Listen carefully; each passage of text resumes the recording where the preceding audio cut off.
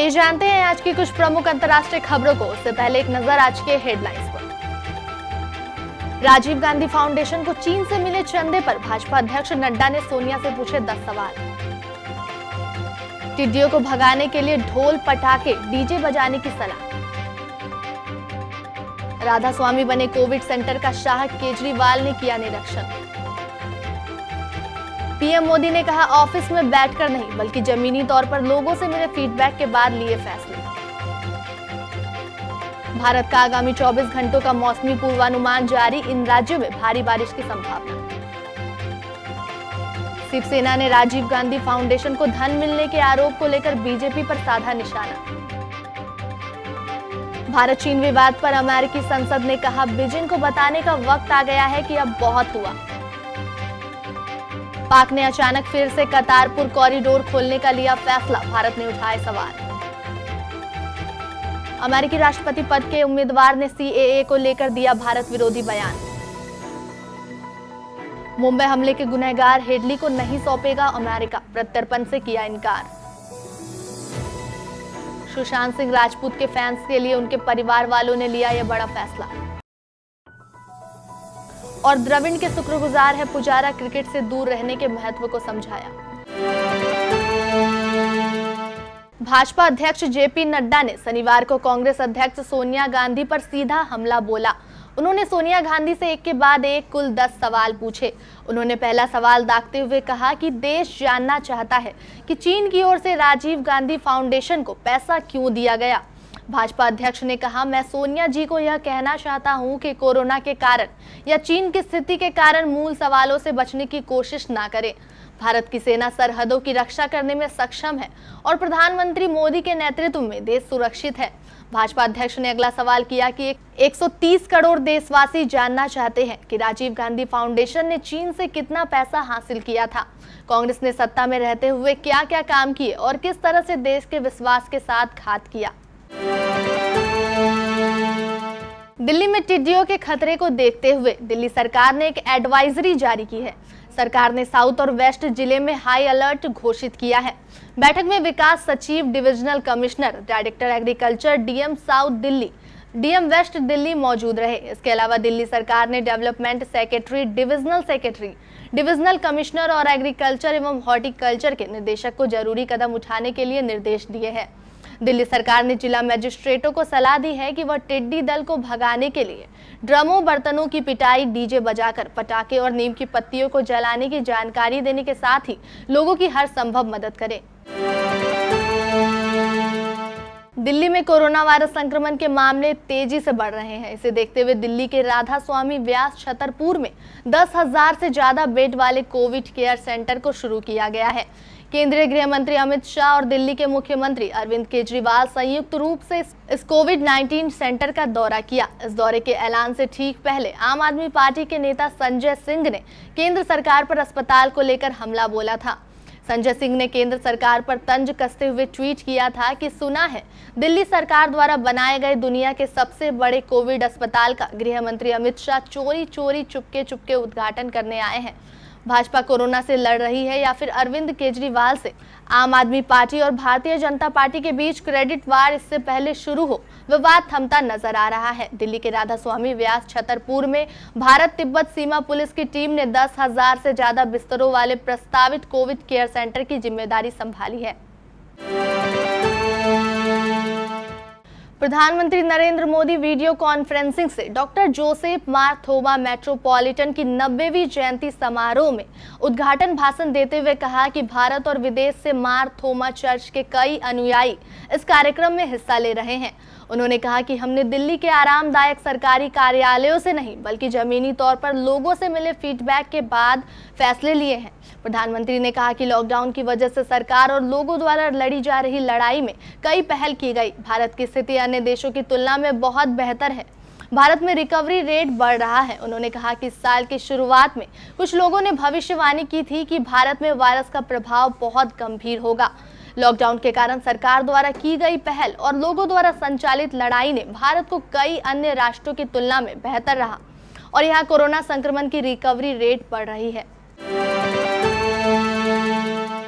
भारत के कई राज्यों में मानसून दस्तक दे चुका है, वहीं बचे राज्यों में जल्द पहुंचेगा और वहीं प्री मानसून बारिश भी शुरू हो गई है। लगातार उत्तर भारत के अधिकतर राज्यों में बारिश हो रही है। हालांकि राजधानी दिल्ली में तो आए दिन बौछारें पड़ रही है, लेकिन एनसीआर के कुछ शहरों में अभी भी बारिश का इंतजार है।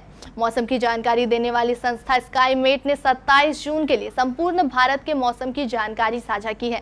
संस्था के अनुसार आने वाले 24 घंटे कई राज्यों के लिए खतरनाक हो सकते हैं। पहले ही कई इलाकों में भारी बारिश से पानी भर गया है और अभी उन इलाकों में बारिश की चेतावनी जारी की गई है।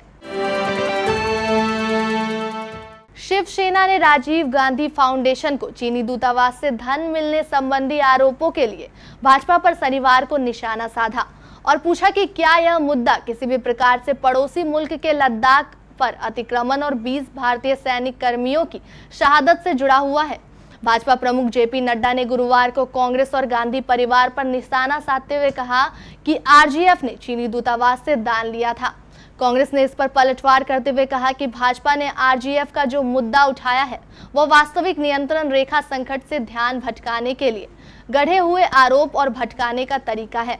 शिवसेना ने अपने मुख्य पत्र सामना के संपादकीय में लिखा कि इस बात से आपका क्या मतलब है कि कांग्रेस को चीन से पैसा मिलता है। चीन के आक्रमण के संबंध में कांग्रेस अध्यक्ष सोनिया गांधी और पार्टी नेता राहुल गांधी ने जो मुद्दे उठाए हैं उनका जवाब देने के बजाय भाजपा नेताओं ने कांग्रेस पर चीन से धन लेने के आरोप लगाए। पूर्वी लद्दाख के गलवान घाटी में भारत चीन के बीच सैन्य हिंसक झड़प के बाद दोनों देशों में स्थिति लगातार तनावपूर्ण बनी हुई है।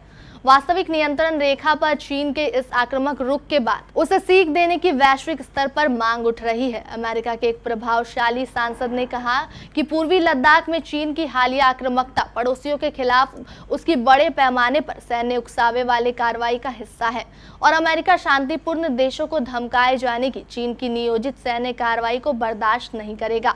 कांग्रेस सदस्य ट्रेड योहो ने कहा कि अब दुनिया के लिए एकजुट होने और चीन को यह बताने का वक्त आ गया है कि बस बहुत हुआ। योहो ने शुक्रवार को कहा कि भारत के प्रति चीन की कार्रवाई चीन की कम्युनिस्ट पार्टी की बृहद प्रवृत्ति के अनुरूप है कि क्षेत्र में अपने पड़ोसियों के खिलाफ बड़े पैमाने पर सैन्य आक्रामकता शुरू करने के लिए आड़ के रूप में कोविड-19 वैश्विक महामारी को लेकर भ्रम का इस्तेमाल किया जाए। पाकिस्तान ने करतारपुर कॉरिडोर को 29 जून से खोलने का फैसला लिया है। पाक के कॉरिडोर खोलने के प्रस्ताव पर भारत ने नाराजगी जाहिर करते हुए कहा कि करतारपुर कॉरिडोर खोलने के लिए 2 दिन का नोटिस पीरियड द्विपक्षीय समझौते के खिलाफ है, जो 7 दिन के नोटिस का समय देता है। भारत सरकार के सूत्रों ने कहा कि यह ध्यान दिया जाना चाहिए कि पाकिस्तान 29 जून को 2 दिन के लिए कई समय के नोटिस पर करतारपुर कॉरिडोर को फिर से शुरू करने का प्रस्ताव देकर अपनी सद्भावना बनाने की कोशिश कर रहा है। उन्होंने कहा कि द्विपक्षीय समझौता यात्रा की तारीख से कम 7 दिन पहले भारत को पाकिस्तान के साथ डिटेल्स साझा करना होता है। इसके लिए भारत को रजिस्ट्रेशन प्रक्रिया को एडवांस में खोलने की जरूरत होगी।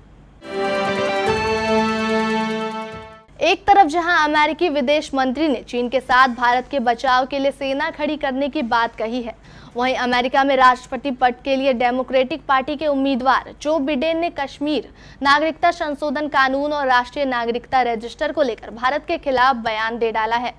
बिडेन ने कहा है कि भारत के लिए जरूरी है कि वह कश्मीरियों को उनका हक दिलाने के लिए कदम उठाए। इसके अलावा उन्होंने सीएए और असम में लागू एनआरसी को भी गलत बताया।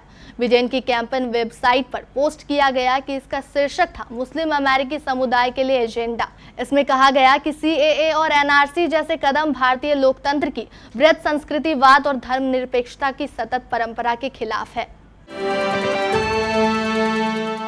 मुंबई में 26 नवंबर 2008 को हुए आतंकवादी हमले के दोषी डेविड हेडली को अमेरिका भारत को प्रत्यर्पित नहीं करेगा।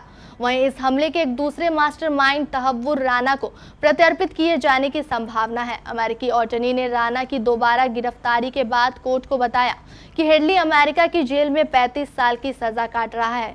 डेविड कॉलमैन हेडली के बचपन का दोस्त राना को भारत के अनुरोध पर 10 जून को लॉस एंजलिस में फिर से गिरफ्तार किया गया है। भारत ने 2008 में मुंबई में हुए आतंकवादी हमलों में राना की संलिप्तता के लिए उसे प्रत्यर्पित करने का अनुरोध किया था। बता दें कि भारत में राना को भगोड़ा घोषित किया गया था। राना की जमानत याचिका पर अगले हफ्ते सुनवाई होगी।